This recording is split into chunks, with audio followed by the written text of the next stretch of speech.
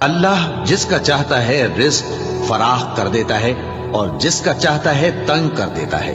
اور کافر لوگ دنیا کی زندگی پر خوش ہو رہے ہیں، اور دنیا کی زندگی آخرت کے مقابلے میں بہت تھوڑا سامان ہے۔ اور کافر کہتے ہیں کہ اس پیغمبر پر اس کے پروردگار کی طرف سے کوئی نشانی کیوں نازل نہیں ہوئی؟ کہہ دو کہ اللہ جسے چاہتا ہے گمراہ کرتا ہے، اور جو اس کی طرف رجوع ہوتا ہے اس کو اپنی طرف کا رستہ دکھاتا ہے، یعنی ان کو جو ایمان لاتے اور جن کے دل اللہ کی یاد سے آرام پاتے ہیں ان کو۔ اور سن رکھو کہ اللہ کی یاد سے ہی دل آرام پاتے ہیں۔ جو لوگ ایمان لائے اور عمل نیک کیے ان کے لیے خوشحالی اور عمدہ ٹھکانہ ہے۔ جس طرح ہم پہلے پیغمبر بھیجتے رہے ہیں اسی طرح اے نبی ہم نے تم کو اس امت میں جس سے پہلے بہت سی امتیں گزر چکی ہیں بھیجا ہے، تاکہ تم ان کو وہ کتاب